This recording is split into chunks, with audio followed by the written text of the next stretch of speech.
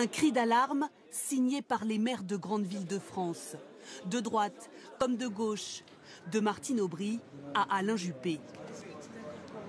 Accueillir dignement les nouveaux habitants relève de nos responsabilités à tous. Cet accueil est une véritable obligation éthique et un défi que notre humanité doit relever.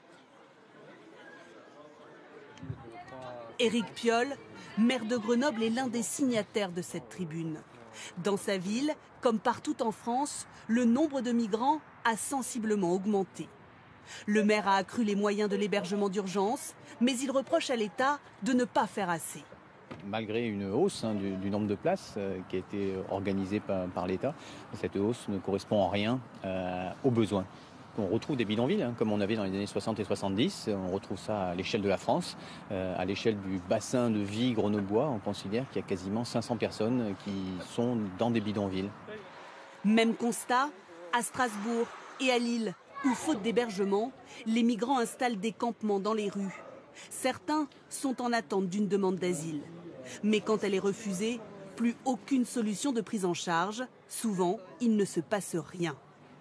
Le problème, c'est qu'aujourd'hui, l'État déboute un certain nombre de personnes de leur demande de droit d'asile, sauf que ces personnes, une fois qu'elles sont déboutées, elles ne vont pas dans tel ou tel pays. Elles restent ici sans statut. Aujourd'hui, ces maires demandent à l'État de les associer aux décisions et d'assurer une réponse cohérente sur tout le territoire. Alors faisons un point sur la situation des migrants, des réfugiés, des demandeurs d'asile avec Jean-Baptiste Marteau. Bonsoir Jean-Baptiste. La difficulté réside dans la distinction de ces flux migratoires. Oui, que ce soit pour des raisons économiques, familiales ou des demandes d'asile, l'immigration en France est en légère hausse maintenant depuis plusieurs années. On va prendre le critère des titres de séjour. 228 000 titres accordés en 2016, c'est une hausse de 4,8% sur un an seulement. Mais l'autre motif d'immigration qui explose notamment depuis 2 ans, ce sont les demandes d'asile réservées aux migrants qui viennent de pays en guerre ou encore qui sont victimes de persécutions dans leur pays. 85 700 demandes l'année dernière. C'est un chiffre qui a doublé en 10 ans. Le problème, c'est que seulement 26 500 demandes ont été acceptées l'année dernière. C'est à peine 30% des demandes. Sur cette question, quelle est la position du gouvernement? Est-ce qu'elle est en train d'évoluer? Oui, il y a une grande loi qui est en préparation. D'abord parce que les chiffres des expulsions, ils parlent d'eux-mêmes. Regardez, sur 91 000 étrangers en situation irrégulière interpellés l'année dernière, seulement 24 700 ont quitté le territoire l'année dernière. C'est évidemment très peu. Alors le projet de loi, il est intitulé Immigration et asile. Il vise à expulser davantage d'étrangers en situation irrégulière, mais également à réduire les délais pour instruire les demandes d'asile. L'objectif, c'est de faire 6 mois maximum. Aujourd'hui, ça peut aller jusqu'à 14 mois en moyenne. C'est un texte qui sera présenté au Conseil des ministres en janvier prochain. Merci Jean-Baptiste.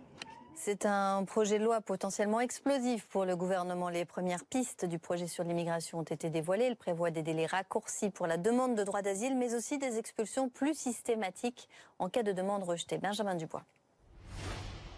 C'est Gérard Collomb, le ministre de l'Intérieur, qui va devoir porter l'épineux projet de loi immigration-asile. Une loi qui devrait être examinée au premier trimestre 2018 et qui viserait notamment à expulser davantage d'étrangers en situation irrégulière. Je pense que ceux qui sont déboutés du droit d'asile doivent être aujourd'hui expulsés. C'est plus 14% d'éloignement. On ne peut pas accueillir tout le monde. Dans les hôtels, j'ai ici des personnes qui sont là depuis 15 ans. Davantage d'expulsions et dans le même temps, une durée légale dans les centres de rétention qui passerait de 45 à 90 jours. Notre droit, nous allons l'aligner sur celui de l'Allemagne. La moyenne européenne était 90 jours et quelquefois, il est du double. Selon le journal du dimanche, le nombre de places disponibles dans ces centres devrait passer de 1300 à 1700. Par ailleurs, une circulaire existe déjà concernant les centres d'accueil. Il est prévu d'y faire désormais des contrôles. Les associations font part une nouvelle fois de leurs inquiétudes. Richard Ferrand, le chef de file des députés de La République En Marche à l'Assemblée, veut rassurer. Le ministre de l'Intérieur a pris une circulaire dont on a un peu parlé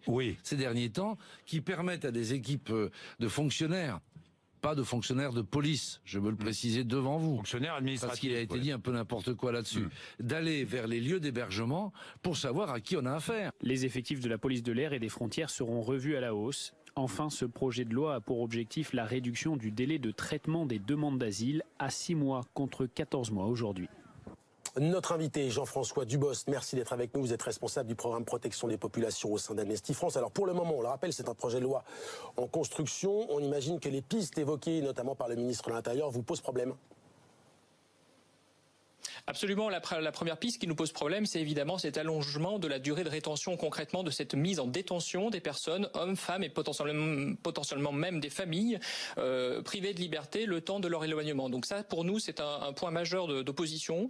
Le droit international ne le permet pas. Effectivement, M. Collomb dit qu'il s'aligne sur la position de l'Allemagne, mais on n'est pas obligé de faire ce que font mal nos voisins. On peut aussi décider de se conformer aux engagements qu'on a pris, de respecter les droits et libertés des personnes. Alors le cœur de ce projet repose sur un distinguo assez simple entre migrants économiques et demandeurs d'asile, fermeté pour les premiers, humanisme pour les seconds. Vous en pensez quoi ?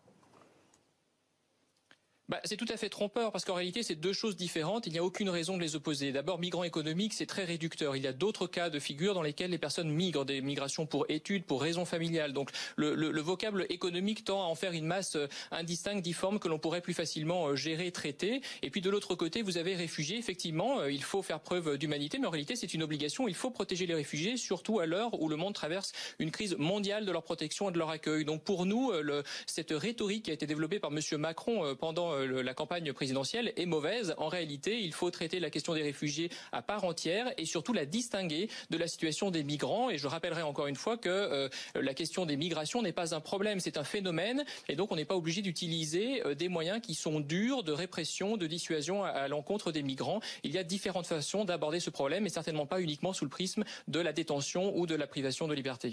Quand Gérard Collomb dit que les déboutés du droit d'asile doivent être expulsés, ça paraît logique, même si ça peut parfois être compliqué sur le fond comme sur la forme. Bien sûr, c'est tout à fait logique. D'ailleurs, nous, à Amnesty International, nous ne nous opposons pas au principe même que des personnes ne puissent plus rester sur le territoire français. Toute la question, c'est de savoir comment on va les amener à rentrer dans leur pays. Et aujourd'hui, on voit bien que la seule clé de lecture offerte par le gouvernement et le ministère de l'Intérieur en particulier, c'est une lecture de contrainte. Or, il existe dans d'autres États de l'Union européenne et dans le monde des politiques de retour volontaire qui sont pensées comme telles. Mais tant que l'on abordera la question des migrations, y compris des déboutés de l'asile, comme un problème, nous continuerons d'avoir une vision, pour faire simple, policière de cette question qui n'est pas du tout appropriée et surtout qui ne permet pas le respect des droits d'hommes, de femmes et d'enfants qui sont présents sur notre territoire.